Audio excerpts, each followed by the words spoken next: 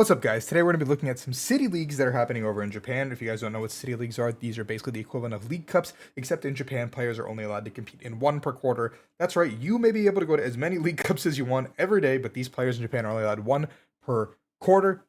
So these are very important to some of these players to qualify for the Japan Championship Series or to get their World Championship invite, but it's very difficult to get it off City Leagues. So we're going to look at some of these new deck lists from Phantasmal Flames. Just wanted to kind of take a little bit of a precursor of a look, see what the format's going to kind of look like in a couple months, so you guys can get a little bit of a look. So we see off the rip a very new deck here with the Mega Charizard EX in Charizard. So it's just basically Charizard as it already stands, but you have a little bit of a late game finisher here with this guy going Inferno X and just discarding a bunch of energies to close out the game. Now, it's like very difficult to still set up towards the end of the game, but if you go Charizard into Charizard at the very end of the game, you have a nuke for 360 damage that pretty much one-shots every single thing in the game. So that is something that's available to you now, along with the new stadium that prevents all bench damage, so you don't have to really worry about like that. Plus Psyduck makes it so like you can actually play the game in the early game. So this deck becomes significantly better after the rise of these two cards basically being put into the deck. And you can see that there's like a thicker line here for the Charmeleon with a 110 HP Charmeleon. We're leaning more into the Evo,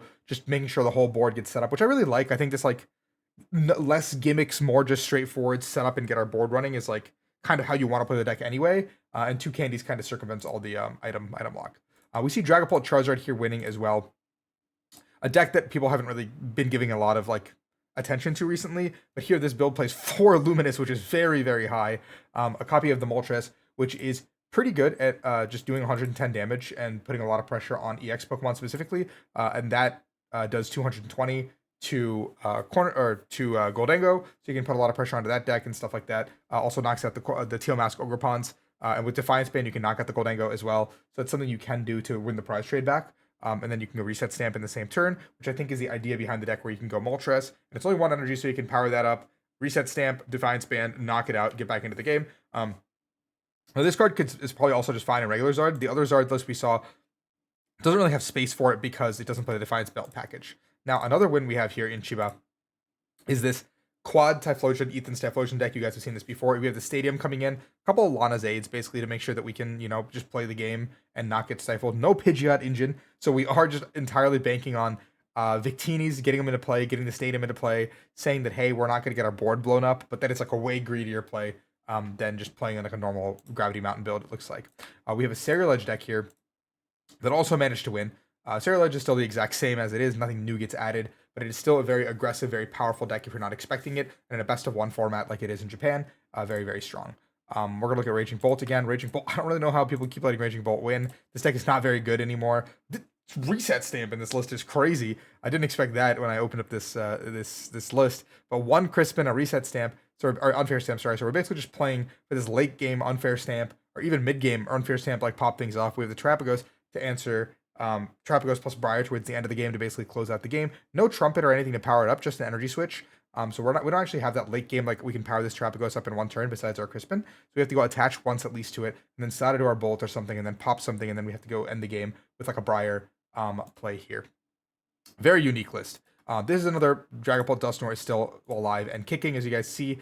The deck's pretty much the same. It's got the Toad Scroll in it. This player is opting to play the Crystal over something like the Neo Upper, just because Crystal plus Art lets you play Artisan, which is more consistency in a best of one. However, I disagree. I think Neo Upper is always, better in these situations because Jamming Tower is prevalent in so many other decks. Now, this is a deck I really wanted to talk about that I think is really cool that has come out since the new set. Basically, it's just Gholdengo, and you have the Gholdengo with the Premium Power Pro here. You have the Prime Catcher as the ace spec instead of the Trolley. I think both are correct answers. I think both can be completely fine. I really like Prime Catcher as an inclusion. And before this, players were playing, Austin Charles specifically was playing something like Mega Lucario in the deck, but now you have this Mega Lopunny, which does 230, which is such an insanely good amount of damage for so many situations, and it's like universally good. Like if you just put a Baniri on your bench now, like with the Poffin that you're searching out anyway with your gimme goals, you can go Baniri on just 1 turn, and all of a sudden at some point you have a 230 damage threat that can clean up a lot of things towards the end of the game, because you can go you can go knock something out with the Lopunny, knock out like a Fez or something, and you can just like put yourself in a really good spot. And again, Lana's Aid making its appearance once again in a best of one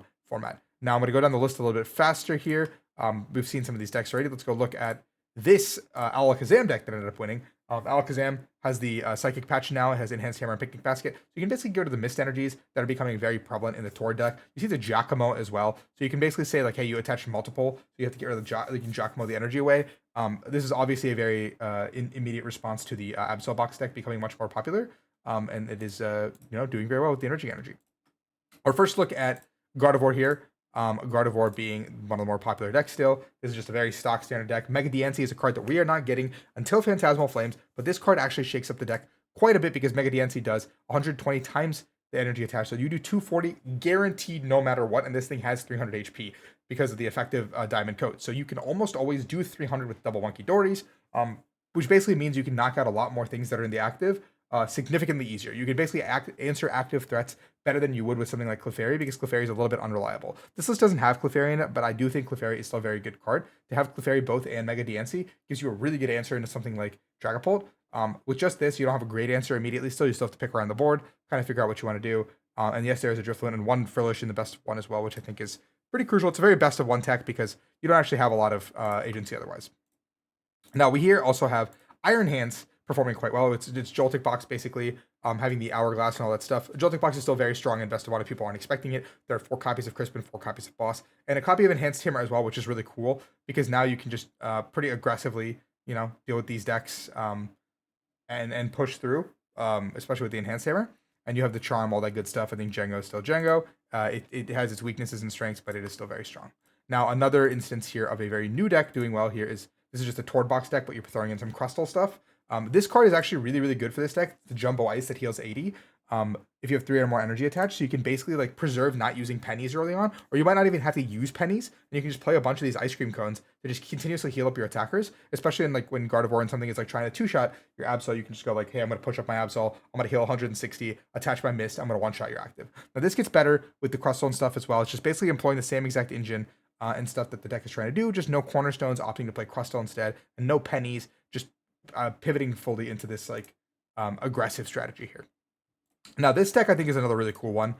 It's basically just like tank Kangaskhan, and now tank Kangaskhan doesn't seem like that good, right? Like if something like Gholdengo or Raging Bolt is popular as Ceruledge in the metagame, but these decks can't actually reach those numbers eventually because you're basically just flipping coins, getting your Boufflants up, so you have effectively with this, you're getting 60 more HP, you're getting effective 360, with Charms you're getting to 410, with Lively you're getting to 440, so you're an incredible massive tank, and then if your opponent actually hits you and doesn't one-shot you, you have Jumbo Ice to heal up your guy almost immediately, or you can penny it up if you need to, and then you have Mist Energies to prevent like any confusion, any shenanigans like that, you have your Jet Energies to bring up like another Kangaskhan, or like a Monkey Dory or something to like retreat out and make a new attacker or something you want to do. You have Energy Switch, 1 copy of it, so you can establish 2 Kangaskhan's or set up Monkey Dories out of nowhere. Basically employing the same Absol Box method, but you're basically just becoming a tank Kangaskhan deck, which I actually really like this deck. I think this deck is really, really cool in what it's supposed to do. So let's go through a couple more decks here. Let's just pick out another Gardevoir list to see if the list is any different. I feel like Gardevoir lists are pretty much going to be the same. Yeah, you can see it's almost exactly the same here. 2 Mystery Gardens, leading into the DNC as well, just basically buying time until we get the DNC online and start sweeping the board. It's very difficult to take down this DNC in this format. We have the Torbox, Absol Box doing well here. This is basically just the exact list that was played. Besides, we're adding a couple of new techs here. We're putting in there's a copy of Mega Signal in this list, and 1 copy of the Ice Cream Cone, leaning very heavily onto the Turbo Energize and 8 energy here with the Town Stores. So kind of hybridizing a couple of the builds here, saying that we need these energies at all points. Pricing them is really difficult to play with, and so that's a little bit of a unique new addition in this. We see a Garchomp deck here doing quite well. Garchomp is actually really good into the big decks like Dragapult, Gardevoir, those kinds of decks, but it definitely struggles against stuff that can actually one-shot it.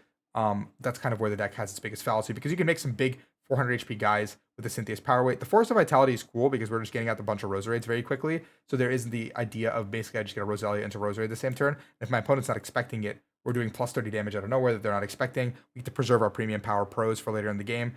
And then this stadium, the Battle Coliseum, like we talked about already, is one of the best stadiums for any setup deck, especially into Dragapult. So Dragapult has to either up their stadium count or they have to, get out of there. So we're seeing a couple more decks here. Not a lot too much to write home about. We see a Mewtwo deck here, a deck that I've really wanted to make work for a long time. This deck actually gets some legs. I was going to say with Psychic Patch, but there's no Psychic Patch in the deck. There's just a neutralization zone. So basically we're going to use Rocket's Factory to force our opponents to play the stadium more, and then we go into Newt Zone and basically put our opponent in a spot where like Now they're playing against a one prize Team Rockets deck that they can't actually answer. A very cool and cheeky strategy, actually.